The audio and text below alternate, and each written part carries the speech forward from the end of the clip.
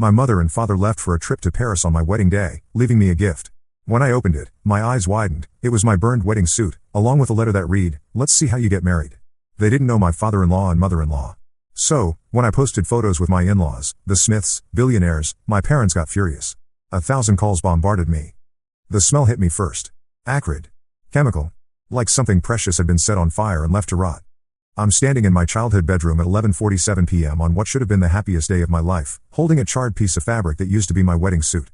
The one I'd saved 3 months' salary to buy. The one I'd worn for exactly 47 minutes before everything went to hell. Let me back up. Let me tell you how a wedding gift can destroy everything you thought you knew about love, loyalty, and the people who made you. This morning, I was David Chen, 28, about to marry the woman of my dreams. Sarah Mackenzie, no, Sarah Smith, had been my everything for 2 years. Smart, funny, with this way of laughing that made me forget every stupid thing I'd ever worried about. Her father, Robert Smith, owned half the commercial real estate in the city. Her mother, Catherine, ran 3 art galleries and spoke 4 languages fluently. They were billionaires. Actual, real-life billionaires. And somehow, miraculously, they liked me. David, Robert had said 6 months ago, gripping my shoulder with hands that had signed contracts worth more than some country's GDP, "You make our daughter happy. That makes you family." My parents should have been there to see it. Should have seen me walking down that aisle in my perfect suit, should have watched Sarah's face when I promised to love her forever, should have been there when Robert stood up during the reception and announced he was bringing me into the family business as a partner, not an employee, a partner. Instead, they'd left for Paris 3 days ago. "We have to go, honey," my mother had said over the phone, her voice carrying that particular strain of fake sweetness that meant she was lying. "Your father's work emergency. You understand?" I didn't understand. Who the heck has a work emergency that requires flying to Paris during their only son's wedding? My father managed a small accounting firm. The most international thing he'd ever done was help Mrs. Patterson with her Canadian tax situation. But I'd been too happy, too busy, too in love to push. I'd figured they were nervous about meeting Sarah's parents. My family wasn't poor, exactly, but we weren't Smith money. We were clip coupons and save for vacation money. We were buy generic cereal and name brand dreams money. So I'd let them go. I'd walk down that aisle without them, danced my first dance as a married man while they were somewhere over the Atlantic, probably sipping champagne and complaining about airline food. The wedding was perfect anyway. Sarah was radiant in her grandmother's vintage dress. Robert cried during his speech. Catherine kissed my cheek and whispered, "Welcome to the family, sweetheart." For 8 hours, I was the luckiest man alive. Then I came home to change before Sarah and I left for our honeymoon in Tuscany, and I found the package. It was sitting on my bed like a tumor. Plain brown box, no return address, just my name written in my mother's careful cursive, David Chen Smith. Even the hyphen looked angry. My hand shook as I opened it. Maybe it was guilt, some last-minute wedding gift to make up for missing the ceremony. Maybe it was something sentimental, something that would explain why they'd chosen the other side of the world over their son's wedding day. The smell escaped first, that bitter smoke and chemical reek that made my eyes water. Then I saw it. My wedding suit. The beautiful, perfect, stupidly expensive suit I'd worn this morning. It was burned. Not just singed, burned. Someone had doused it in something flammable and lit it up. The jacket was mostly gone, just blackened scraps clinging to melted buttons. The pants were better preserved but still charred beyond recognition. Underneath the ruins of my suit was a letter, written in my father's blocky handwriting. "Let's see how you get married." That was it. 6 words. No signature, no explanation, no love or congratulations or apology for missing the most important day of my life. Just a threat, delivered with the ashes of my wedding clothes. I stared at that letter for probably 10 minutes, reading those 6 words over and over until they stopped making sense. My brain kept trying to find another interpretation, some way this could be a joke or a misunderstanding or anything other than what it obviously was.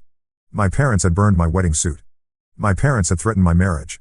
My parents, who'd raised me to believe that family came first, that loyalty mattered more than money, that love was the only thing that truly counted in this world, my parents had declared war on my happiness.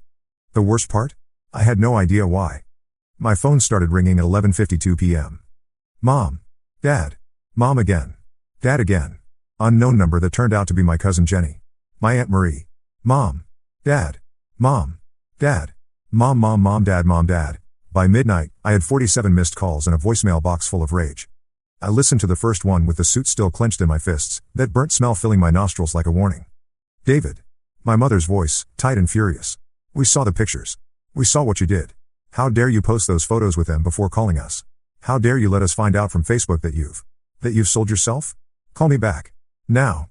The second voicemail was my father. "Those people are not your family. We are your family. Whatever they're paying you, whatever they promised you, it's not worth it. Come home, son. We need to talk." The third was my mother again, crying this time. "We raised you better than this, David. We raised you to have dignity, to have pride. Not to marry for money. Not to throw away everything we taught you for a woman who doesn't really love you. I deleted the rest without listening. The photos.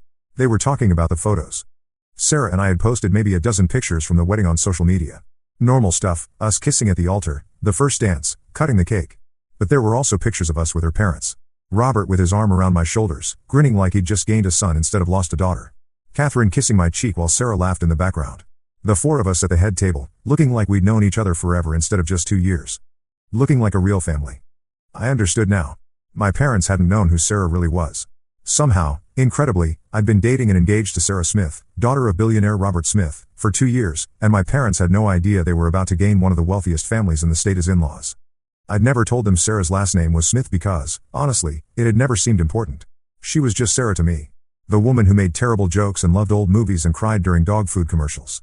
The fact that her father could buy a small country with his pocket change was just background noise. But my parents had seen those wedding photos, had seen the venue, the designer dress, the 5-tier cake, the string quartet, and they'd put it together. Sarah Mackenzie wasn't just some girl their son was marrying. She was Sarah Smith. And they were furious that I hadn't told them. Furious enough to burn my wedding suit. Furious enough to threaten my marriage. Furious enough to try to destroy the happiest day of my life from 3,000 miles away. Sarah found me at 1 a.m., sitting on our hotel room floor with my laptop open and my phone buzzing endlessly beside me. David? Baby, what's wrong? She was still in her reception dress, this gorgeous silver thing that made her look like she was made of starlight. Her makeup was a little smudged, her hair coming loose from its elaborate updo, and she was the most beautiful thing I'd ever seen. And I was about to tell her that my parents hated her. My parents know who you are now, I said without looking up from the screen. I've been reading about the Smith family business empire for an hour, trying to understand what my parents saw when they looked at the wedding photos. They saw our pictures. They figured it out. Sarah kicked off her heels and sank down beside me. Figured what out? That you're rich. That your family is. I gestured vaguely at my laptop screen, which was showing an article about Robert Smith's latest acquisition. This level of rich. She was quiet for a moment. Then, and they're upset about that? I showed her the burned suit on the bed. Watched her face go white. Oh my gosh, David. Did they burn that? Wedding present, I said. Along with a note that said let's see how you get married. Sarah stared at the charred fabric like it might bite her. That's psychotic. Who burned someone's wedding suit? What kind of person does that? My parents, apparently. The people who'd taught me to ride a bike and helped with my homework and celebrated every small victory in my unremarkable life. The people I'd trusted completely until 12 hours ago. They think I married you for money, I said. They think I'm some kind of gold digger who sold himself for a chance at the Smith fortune. But that's insane. You didn't even know I was rich when we met. She was right. We'd met at a bookstore, she was reading in the philosophy section, completely absorbed in some dense tome about existentialism. I'd made a joke about Sartre being terrible at parties, she'd laughed, and we'd talked for 3 hours over increasingly cold coffee. She'd paid for the drinks, but so what? Lots of women paid for drinks. It hadn't meant anything except that she was generous. I hadn't learned about the Smith family money until our 4th date, when she'd casually mentioned that her father did some real estate stuff. Even then, I'd assumed he was maybe a successful realtor, not a man who owned half the commercial buildings in 3 states. They don't know that, I said. They just see the wedding photos, see your parents, see the money, and assume I've been playing some long game. Sarah's phone buzzed. Then again. Who's texting you at 1 a.m.? I asked. She looked at the screen and frowned. Unknown number. She read the message aloud. Tell your husband his family wants to talk to him. He can't hide behind you forever. Another buzz. We know what kind of woman you really are. Another. Gold diggers raise gold diggers. My stomach dropped. They're texting you? How did they get your number? I don't know. Sarah's voice was small, scared. David, this is harassment. My phone rang. Mom again. I answered without thinking. David, thank God.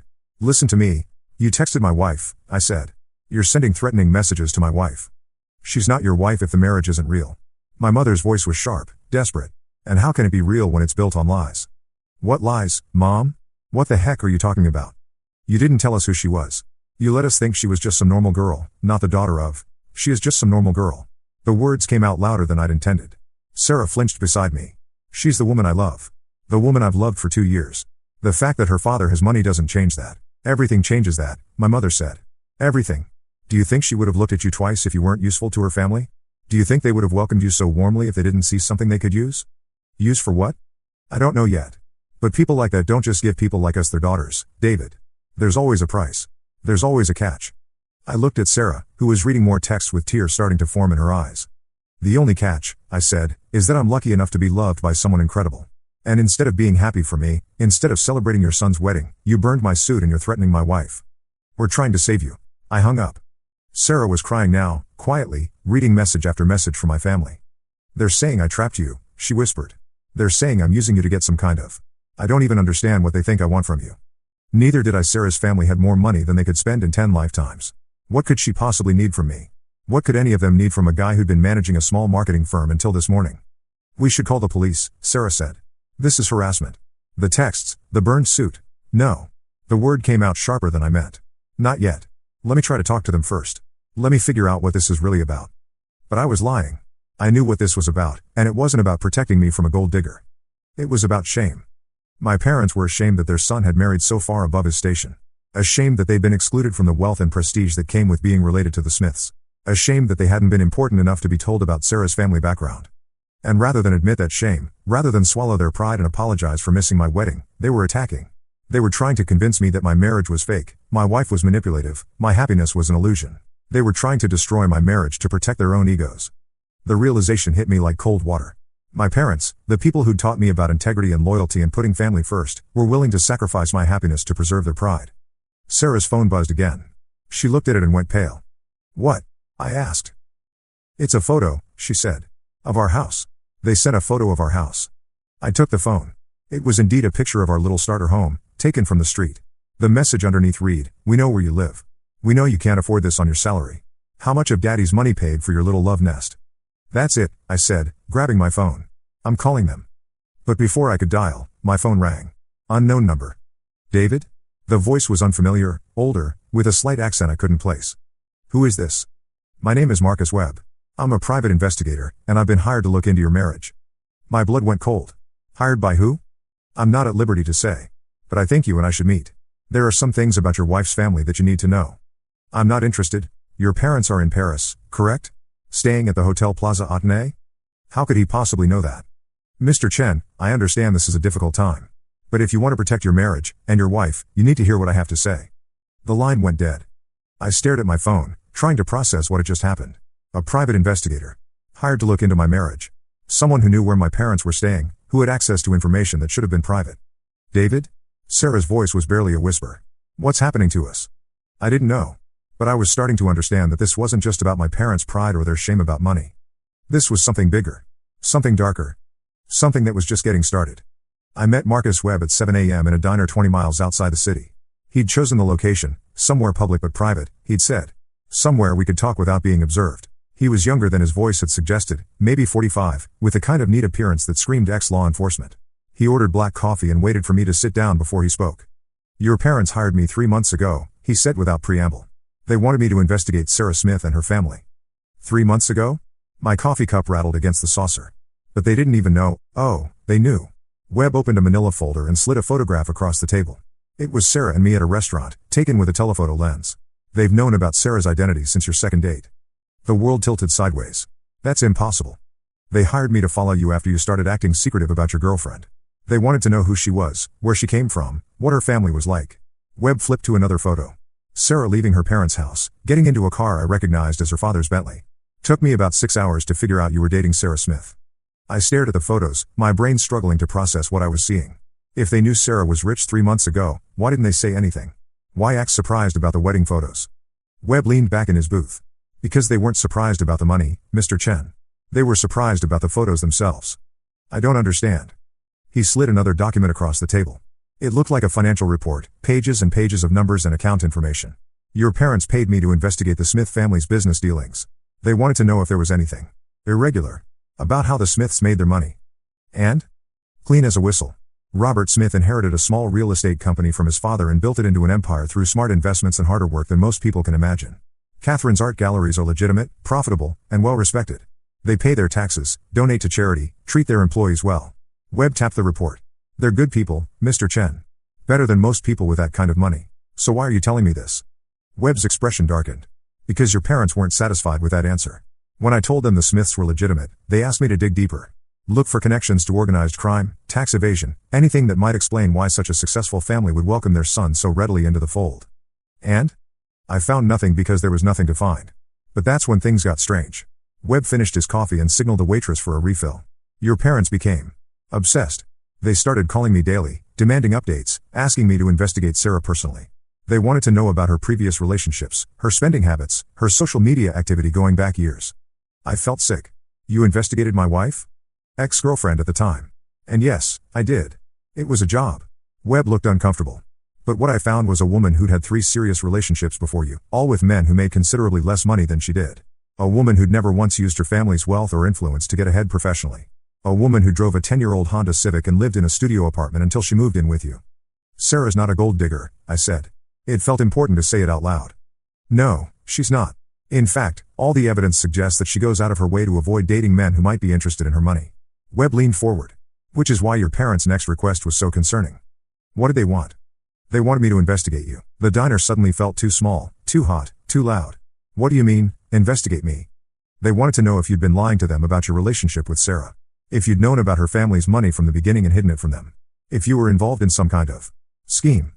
Scheme to do what? That's what I couldn't figure out. Webb spread more documents on the table. Bank statements, credit reports, employment records. All mine. So I looked into your finances, your background, your social media activity. And you know what I found? What? A man who had no idea his girlfriend was rich until she told him. A man who continued to split dinner bills and pay his own rent and buy her birthday gifts from his own savings even after he found out about her family's wealth. Webb gathered up the papers. A man who, by all evidence, fell in love with a woman who happened to be rich, not with a rich woman who happened to be available. Relief flooded through me, followed immediately by anger. So you told my parents all this? I did. That's when they fired me. Fired you? Webb nodded. They said if I couldn't find evidence that something was wrong with your relationship, then I wasn't looking hard enough. They accused me of being bought off by the Smith family. That's insane. Yes, it is. And that's when I realized this wasn't about protecting you, Mr. Chen. This was about something else entirely. He pulled out one final document. It was a contract, signed by my father, with a private investigation firm I didn't recognize. Your parents hired a different investigator after they fired me. Someone less ethical. Someone willing to find evidence even if he has to manufacture it. I stared at the contract. What kind of evidence? The kind that could destroy your marriage. The kind that could convince Sarah's family that you're not who you appear to be. Webb's voice was grim. The kind that could get you cut out of the Smith family fortune entirely. But why would they want that? Webb looked at me like I was missing something obvious. Mr. Chen, what happens if your marriage falls apart? What happens if the Smiths decide you're not worthy of their daughter? I don't know. Sarah and I would figure it out. Would you? Webb slid the contract back into his folder. Or would you come running home to your parents, heartbroken and humiliated, ready to let them take care of you again? The truth hit me like a physical blow. My parents didn't want to protect me from Sarah. They wanted Sarah to reject me. They wanted my marriage to fail so I'd come back to them, dependent and grateful and properly ashamed of ever trying to rise above my station. They wanted me broken. I drove home in a daze, Webb's words echoing in my head. My parents had spent months, plotting against my happiness. They'd hired investigators, gathered intelligence, burned my wedding suit, and were now paying someone to manufacture evidence that could destroy my marriage. All because they couldn't stand the thought of their son being happy without them. Sarah was waiting for me when I got home, sitting at our kitchen table with her laptop open and her phone silent beside her. The messages stopped, she said when she saw me. Around 6 this morning, they just stopped. I sat down across from her. They're planning something bigger. I told her everything. About Webb, about the investigation, about my parents' obsession with proving that our marriage was fake. About the unethical investigator they'd hired to find or create evidence against me. Sarah listened in silence, her face growing paler with each detail. They're going to try to convince your family that I'm some kind of con artist, I finished. They're going to manufacture evidence that I knew about your money from the beginning, that I manipulated you into falling in love with me. But that's not true. Truth doesn't matter if the lie is convincing enough. Sarah closed her laptop and looked at me directly. David, there's something I need to tell you. My stomach dropped. What? My father's been getting calls. From people claiming to have information about you. She reached for my hand. He didn't tell me about it until this morning because he didn't want to ruin our wedding day. But someone's been trying to sell him a story about how you've been planning this relationship from the beginning. Planning what relationship? A marriage to gain access to our family's money and business connections. Sarah's voice was steady, but I could see the fear in her eyes. They have photos, David. Photos of you outside my father's office building from before we ever met. That's impossible. I stopped. Because suddenly, horribly, I remembered. 2.5 years ago, I'd applied for a job with a marketing firm that had an office in Robert Smith's building. I'd gone for 3 interviews, walked around the building's lobby waiting for appointments, probably been caught on security cameras dozens of times. I'd never gotten the job. But I'd been there, documented and timestamped, weeks before Sarah and I met at that bookstore. They're going to say I researched you, I said slowly. They're going to say I found out you worked near that building and engineered our meeting. Did you? The question hit like a slap. Of course not. I had no idea you even existed until the day in the bookstore. I know that. Sarah squeezed my hand. But the photos are convincing, David. If someone wanted to make a case that you'd been stalking my family, they'd have enough evidence to make it look plausible. My phone rang. Mom. I almost didn't answer. But something in Sarah's expression made me pick up. David, sweetheart. My mother's voice was sugar sweet, the tone she used when she was about to ask for a favor. How are you enjoying your honeymoon? We haven't left yet. Oh? Having second thoughts? The question was loaded, dangerous. About what? Well, marriage is such a big step. And you've been under so much stress lately, planning the wedding, meeting Sarah's family, trying to fit into their world. A pause. It would be natural if you were having some doubts. I'm not having doubts, Mom. Are you sure? Because we've learned some very interesting things about Sarah's family. About their business practices. About the kinds of people they associate with. My blood went cold. What kinds of people? The kind who might see a sweet, naive boy like you as an opportunity. The kind who might encourage their daughter to seduce someone who could be useful to them later. You're insane. Am I? Then why did Sarah's father offer you a partnership in his company before you'd even been married 24 hours? Why would a billionaire bring an unknown marketing manager into his inner circle unless he had ulterior motives? Because he's a good man who loves his daughter, I wanted to say. Because he saw how happy Sarah was with me and decided to welcome me into his family. But doubt crept in despite myself. It had seemed almost too good to be true, Robert's immediate acceptance of me. His willingness to bring me into the business, to treat me like a son instead of an outsider. Was it possible that I was missing something? David, are you there? I'm here. Good. Because we need you to come home. We have information that you need to see. Information that will change everything. What information? Come home, sweetheart. Let us show you the truth about the woman you think you married. She hung up. I stared at my phone, my mind racing. My parents had something, documents, photos, recordings, something they thought would destroy my faith in Sarah. Something they'd either found or fabricated. What did she say? Sarah asked. I told her. Watched her face crumble as she realized what was happening. They're going to show you fake evidence, she said. They're going to try to convince you that I'm not who you think I am. I know who you are. Do you? Sarah's voice was small, scared. Because if they've manufactured something convincing enough, if they've built a case that looks real. She didn't finish the sentence. She didn't have to. Doubt was a poison. Once it entered a relationship, it could destroy everything, even if the original suspicion was completely false. And my parents knew that. I went to my parents' house that afternoon, leaving Sarah at home with promises to call every hour. They were waiting for me in the living room, sitting on the same couch where they'd read me bedtime stories and help me with homework and celebrated every small achievement of my childhood. Now they looked like strangers. David, sit down. My father gestured to the chair across from them. He looked older than when I'd last seen him, more tired, but his eyes were sharp with purpose. On the coffee table between us were 3 manila folders, thick with documents and photographs. We know this is hard, my mother began. We know you love Sarah, or you think you do. But we're your parents, and it's our job to protect you, even when you don't want to be protected. Protect me from what? My father opened the first folder. From being used. The first document was a financial analysis of the Smith family's business holdings. Legitimate information, but presented in a way that made their wealth look suspicious, their success improbable. Look at this, my father said, pointing to a highlighted section. Robert Smith's company has grown by 400% in the past 5 years. That kind of expansion doesn't happen naturally.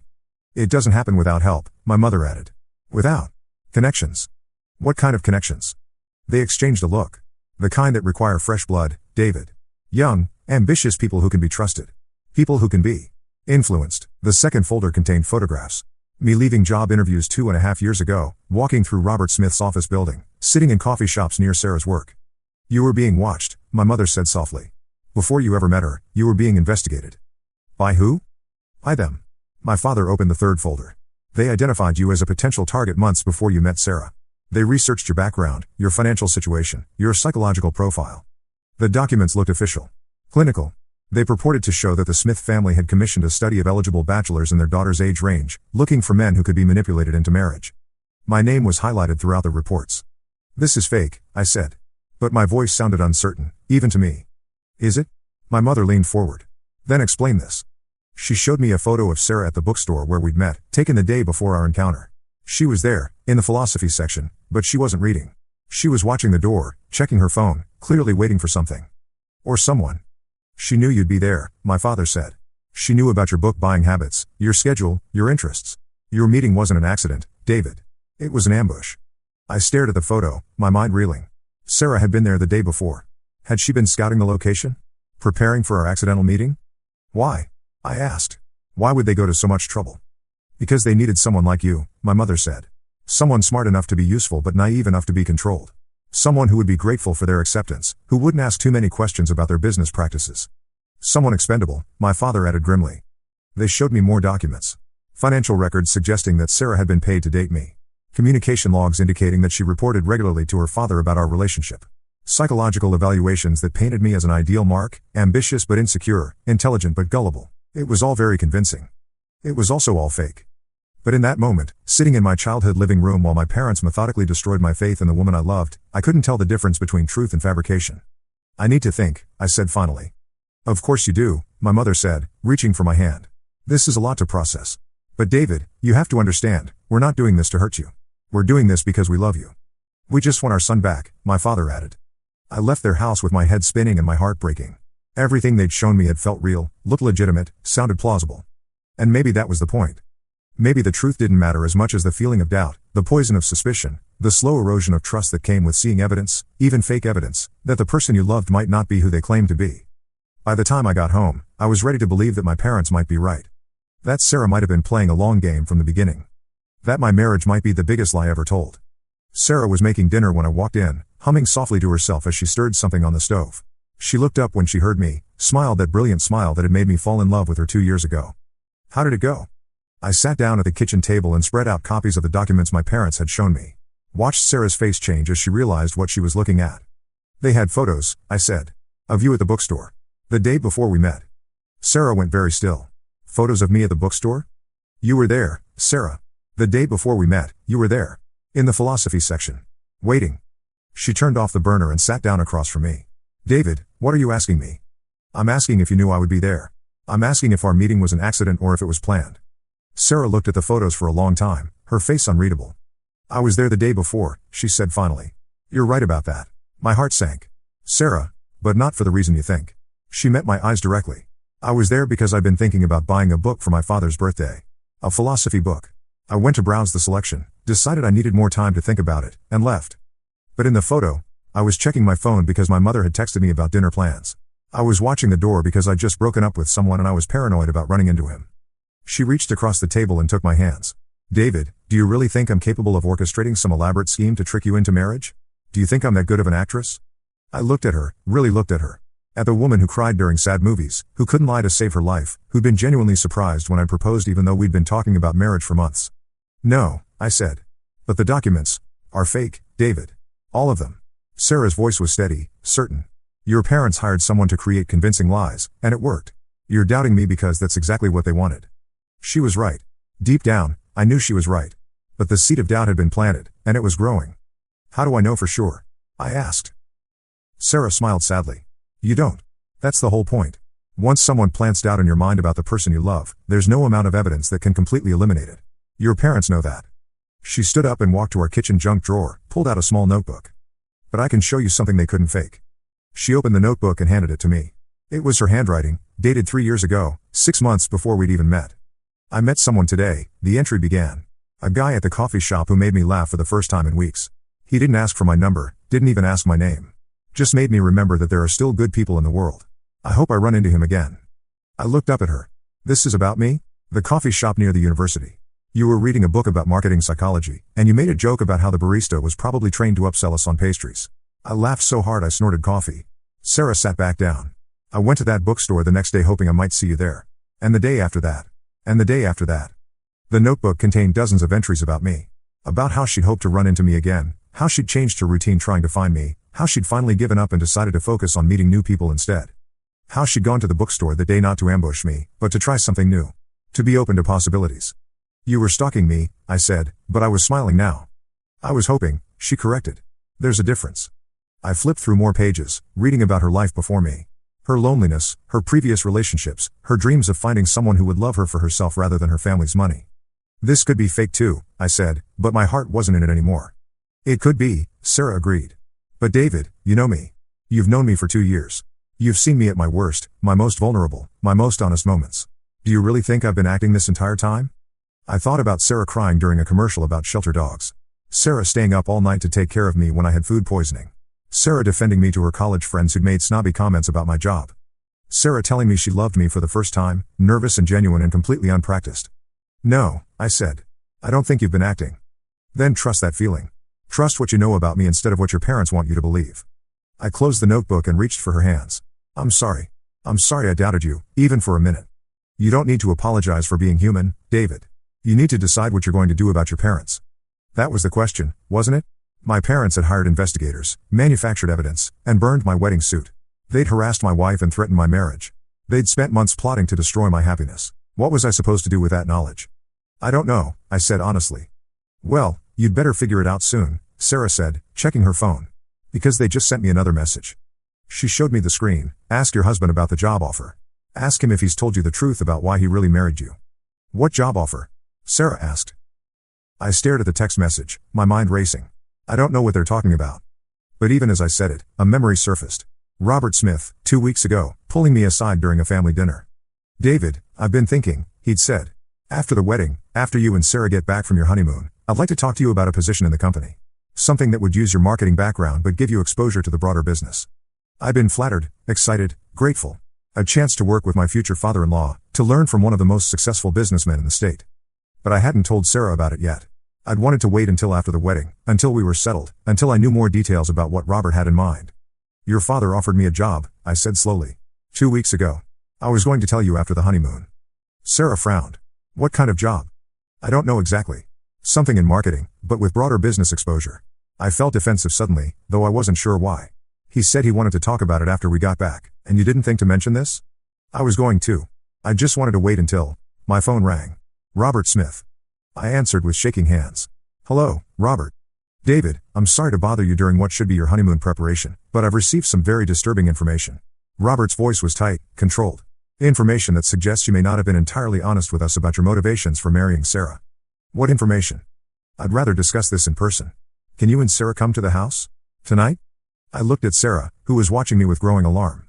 We'll be there, I said. The Smith mansion felt different that night. Colder. Less welcoming. Catherine met us at the door with a strained smile, and Robert was waiting in his study with documents spread across his desk. The same documents my parents had shown me that afternoon. David, Robert began without preamble, how long have you known about Sarah's family background? Since our 4th date, I said honestly. She told me you were in real estate. And when did you learn the extent of our wealth? I thought back. Gradually. Over months. It wasn't like she sat me down and gave me a financial breakdown.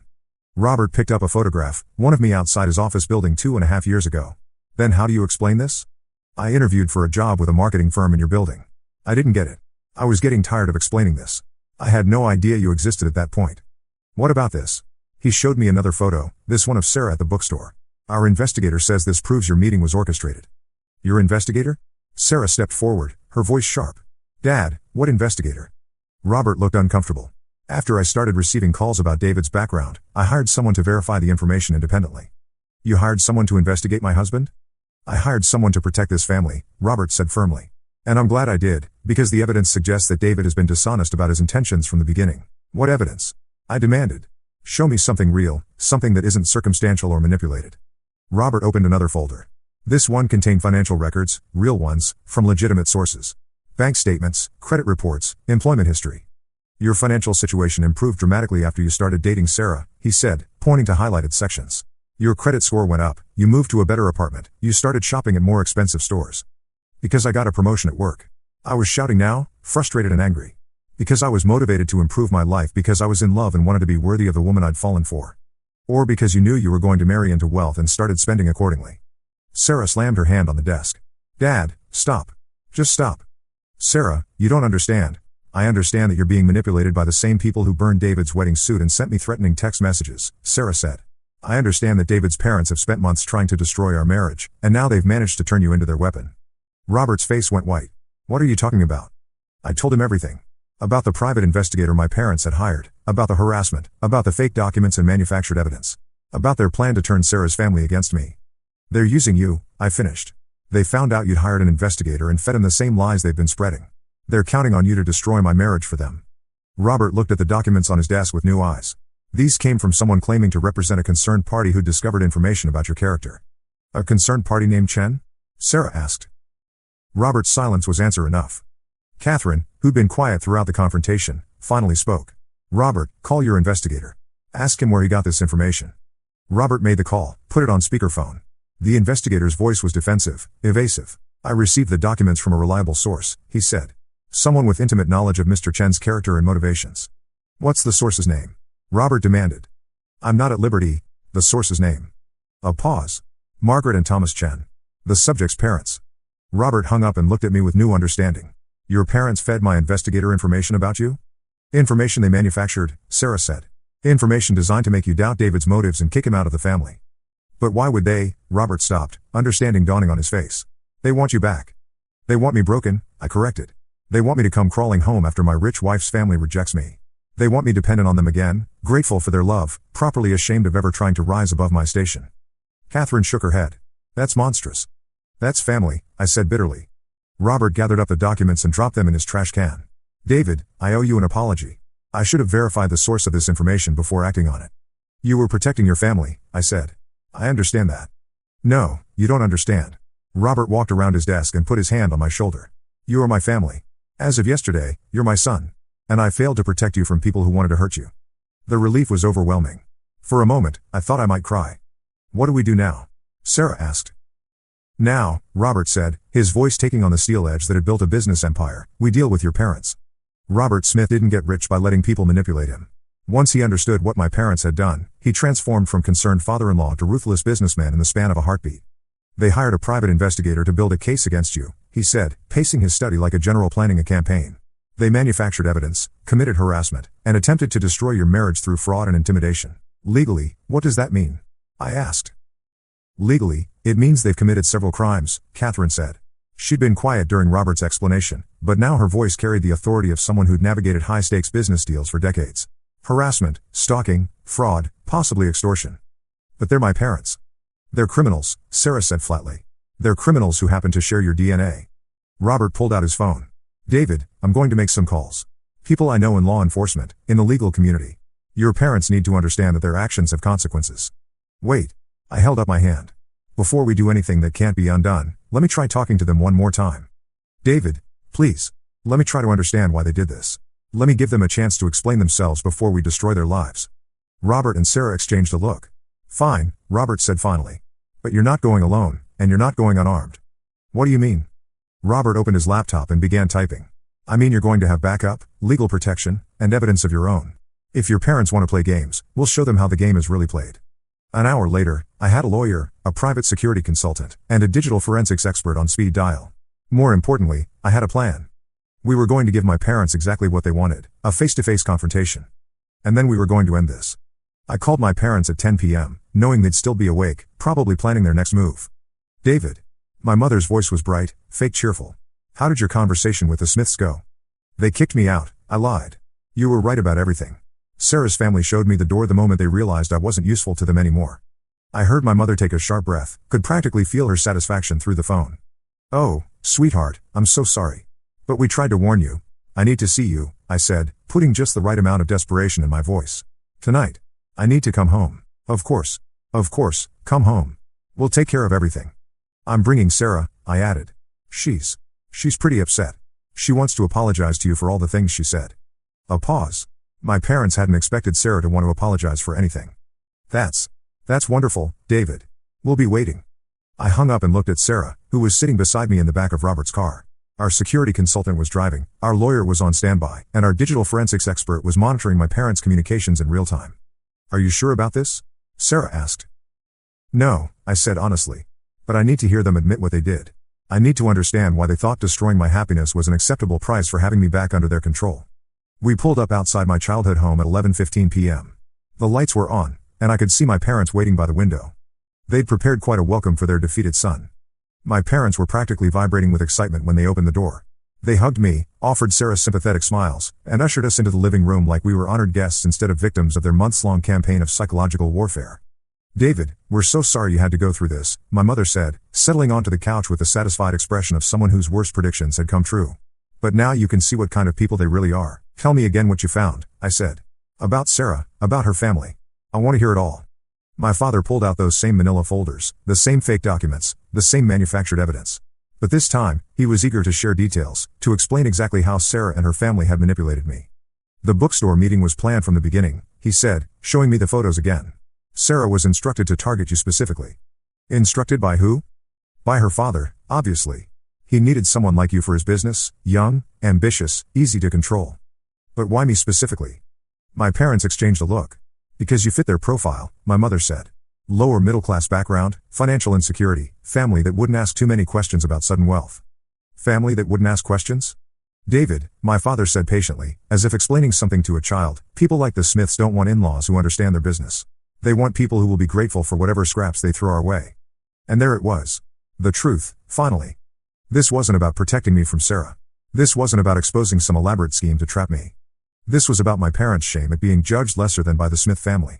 This was about their fear that they'd be relegated to the kids' table at family gatherings, that they'd be patronized and pitied by people with more money and education and social standing. They'd tried to destroy my marriage because they couldn't stand the thought of being the poor relatives. What about the job offer? I asked. Robert offered me a position in his company. Was that part of the scheme too? Of course it was, my mother said. They needed you invested in the family business so you couldn't leave even if you discovered the truth about Sarah. And what truth is that? That she doesn't love you, my father said simply. That this whole relationship has been a business arrangement designed to benefit her family.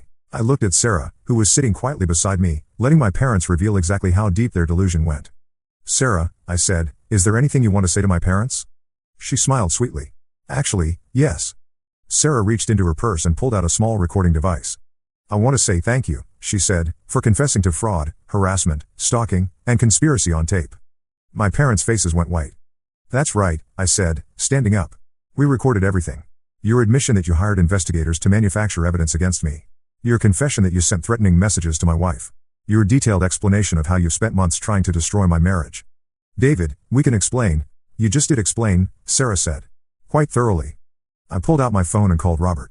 Dad? Yeah, we got it all. Every word. My parents looked between us in growing horror. You're our son, my mother whispered. You can't do this to us. You're right, I said. I can't do this to you. But you did it to yourselves. The legal proceedings took 4 months. My parents were charged with harassment, stalking, fraud, and conspiracy. They pleaded guilty to lesser charges in exchange for restraining orders and mandatory counseling. I never spoke to them again. Sarah and I did go to Tuscany for our honeymoon, eventually. We spent 2 weeks in a villa that Robert had insisted on paying for, drinking wine and eating pasta and slowly healing from the damage my parents had tried to inflict on our marriage. I started working for Robert's company in January. Not because I was being controlled or manipulated, but because I was good at it and I loved the challenge and Robert treated me like the son he'd never had. Sarah and I bought a bigger house in March. We're thinking about kids, about the kind of family we want to build together. Sometimes I wonder if my parents realize what they lost when they chose their pride over their son's happiness. I wonder if they understand that their need to control me cost them everything, their relationship with me, their chance to be grandparents, their place in my life. But mostly, I try not to think about them at all. Because here's what I learned, family isn't about blood or obligation or control. Family is about love, support, and wanting the best for each other, even when that means letting go. Sarah's parents understood that from the beginning. They welcomed me not because they needed something from me, but because they loved their daughter and wanted her to be happy. My parents never learned that lesson. And by the time they realized what they'd lost, it was too late to get it back. I still have the burned wedding suit. I keep it in a box in our closet, not as a reminder of what my parents did, but as proof of what I survived. Love won. But sometimes, it has to fight for the victory. And sometimes, the people you have to fight are the ones who claim to love you first. The recording device sits in our safe deposit box now, along with all the evidence of my parents' campaign against our marriage. I hope we never need it again. But if anyone ever tries to tell you that family can't be your worst enemy, if anyone ever tries to convince you that blood is thicker than water, I have 4 months of documentation that proves otherwise. Trust is earned. Love is chosen. And family, real family, is the people who want you to be happy, even when your happiness doesn't include them. Sometimes the greatest gift you can give someone is letting them go. My parents never learned that lesson. But Sarah's parents did. And that's made all the difference.